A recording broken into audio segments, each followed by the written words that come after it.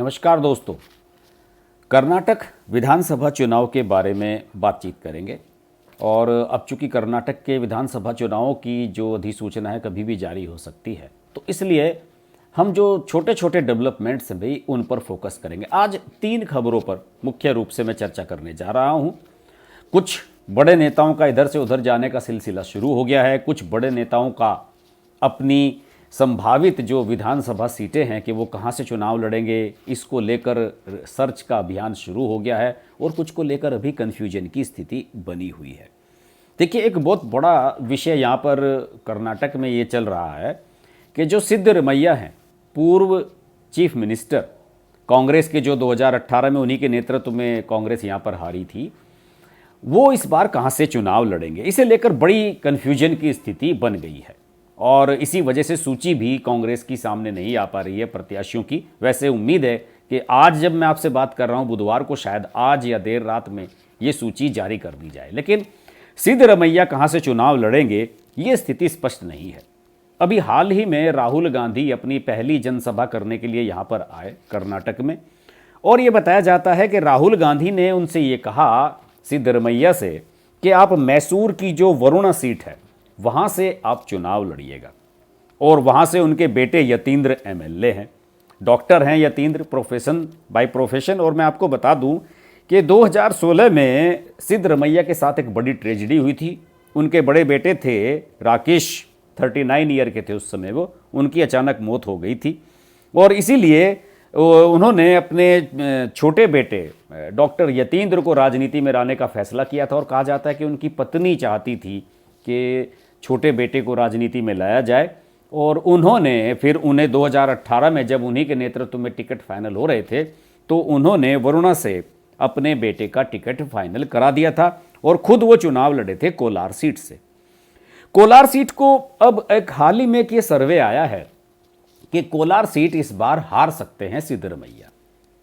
अब ये मैसेज राहुल गांधी तक कैसे पहुंचा, ये भी एक बहुत बड़ा सवाल है। कुछ लोगों का कहना है कि डीके शिव कुमार, जो इस बार यहाँ पर सीएम बनने का ख्वाब देख रहे हैं, उनके गुट की ये प्लानिंग है कि कोलार से इनको हटाया जाए और दूसरी सीट पर भेजा जाए। अब पता नहीं इसके पीछे पॉलिटिक्स क्या है उनकी, वो किसे आगे बढ़ाना चाहते हैं, क्या उनकी चीज़ें हैं, या वो ये चाहते हैं कि सिद्धरमैया और उनके बेटे में से कोई एक विधायक बने, इसके भी पीछे कुछ बात हो सकती है। लेकिन इन दिनों डीके शिव कुमार कांग्रेस में नज़दीकी माने जाने लगे हैं गांधी परिवार के, और इन्होंने भारत जोड़ो यात्रा के दौरान काफ़ी पैसा भी खर्च किया था। तो चर्चा ये है कि हो सकता है कि सिद्धरमैया को अपनी कोलार सीट छोड़नी पड़े और इस बार उन्हें वरुण सीट से चुनाव लड़ना पड़े, और अगर वरुण से लड़े तो फिर अपने बेटे को वहाँ से उन्हें हटाना होगा, कहीं और शिफ्ट करना होगा। ये भी एक बहुत बड़ा मुद्दा होगा कि बेटे को टिकट फिर मिलेगा या नहीं।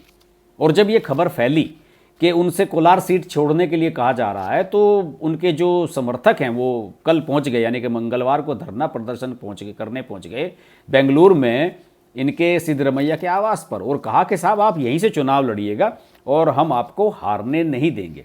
तो ये एक बड़ा डेवलपमेंट हुआ है और सामने वाले जो विरोधी दल हैं उनको मौका मिल गया है कांग्रेस का मजाक बनाने का। मैंने जैसे कि कल भी अपने वीडियो में बताया था कि प्रहलाद जोशी, जो बीजेपी के बड़े नेता हैं और मंत्री भी हैं, उन्होंने कटाक्ष किया है कि भैया सिद्धरमैया जी को सुरक्षित सीट ही नहीं मिल रही है लड़ने के लिए, ये क्या चीफ मिनिस्टर बनेंगे। और कुमार स्वामी का भी एक बयान आ गया है, एचडी कुमार स्वामी, जो पूर्व मुख्यमंत्री हैं। 2018 में आपको याद होगा जब जेडीएस और कांग्रेस की सरकार बनी थी तो कुमार स्वामी चीफ मिनिस्टर बने थे, और यहाँ पर वोकालिगा समुदाय के बड़े नेता माने जाते हैं। उनके पिता पूर्व प्रधानमंत्री एचडी देवेगौड़ा यहाँ के बड़े लीडर हैं और जेडीएस को यहाँ पर एक महत्वपूर्ण पार्टी माना जाता है। वो इन दिनों एक पंचरत्न यात्रा लेकर निकले हुए हैं और उनकी प्लान है कि हम रोजाना 100 किलोमीटर चलेंगे, और इस बार उनकी कोशिश है कि हमें किसी से गठबंधन करने की ज़रूरत ना पड़े और अपने दम पर ही जेडीएस सरकार बना ले। तो उन्होंने भी कटाक्ष कर दिया है कि मैं सिद्धरमैया की तरह नहीं हूँ जो सुरक्षित सीट ढूंढता मेरूँ, और इस बार मेरी जो सीट है चन्नापटना, जहाँ से वो पिछली बार भी लड़े थे और चुनाव जीते थे, मैं वहीं से ही लड़ूंगा। हालांकि पिछली बार 2018 में वो 2 सीटों से लड़े थे, रामनगर सीट से भी चुनाव लड़ा था उन्होंने, दोनों को जीत लिया था। और रामनगर को जब छोड़ा था तो उनकी पत्नी अनीता वहाँ बाईपोल में जीती थी। वैसे चर्चा है कि इस बार रामनगर सीट से वो अपने बेटे को निखिल को मैदान में उतारने वाले हैं। तो कुमार स्वामी ने भी कटाक्ष कर दिया है सिद्धरमैया पे कि भैया इनके लिए तो कोई सुरक्षित सीट ही नहीं मिल रही है, ये क्या चुनाव लड़ेंगे।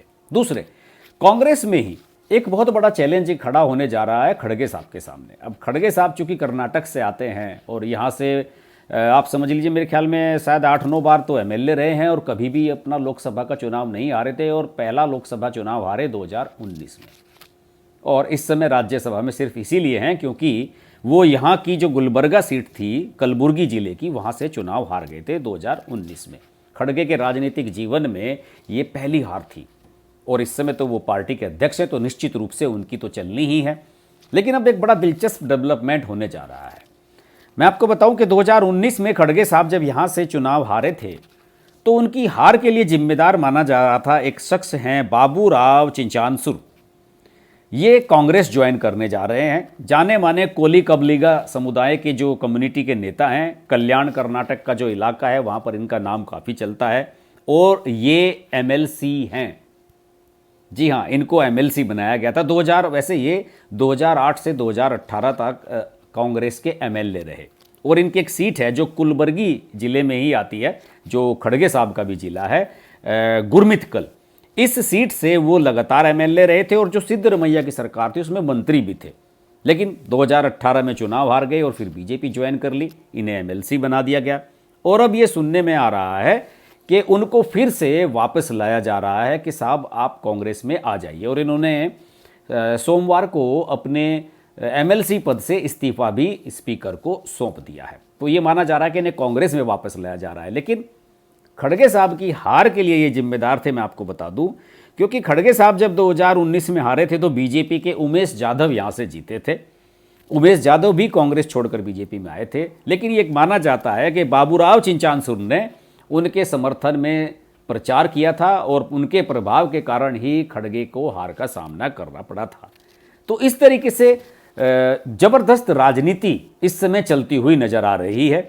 और दूसरी ओर एक बहुत बड़ा सवाल ये भी उठ रहा है कि जैसे राहुल गांधी ने अभी वहाँ पर आश्वासन दे दिया कि हम बेरोजगारों को भत्ता देंगे, बेरोजगारी भत्ता दिया जाएगा, और ग्रेजुएट लोगों को अलग दिया जाएगा। बहुत सारी घोषणाएं राहुल गांधी करके आए हैं। इस पर भी बहुत बड़ा सवाल उठने लगा है कि भैया आप इतना सारा घोषणाएं तो कर रहे हो, लेकिन इसके लिए पैसा कहाँ से आएगा। इसमें जो रणदीप सुरजेवाला हैं, आजकल उन्होंने राहुल गांधी के खासम खास हैं, और रणदीप सुरजेवाला ने इन दिनों कर्नाटक में डेरा डाल दिया है। रणदीप सुरजेवाला ने एक बयान दिया है, और उन्होंने ये भी कहा है कि ये जो 4 वायदे राहुल गांधी यहाँ करके गए हैं, या कांग्रेस इस समय जो कर रही है, ये हमारा जो बजट है प्रदेश का, कर्नाटक का, उसका केवल 15% है। तो इसका जुगाड़ करना हमारे लिए कोई मुश्किल काम नहीं है। हालांकि राहुल गांधी की जो यात्रा है उसको लेकर भी कुछ बहुत सारे सवाल खड़े हो रहे हैं।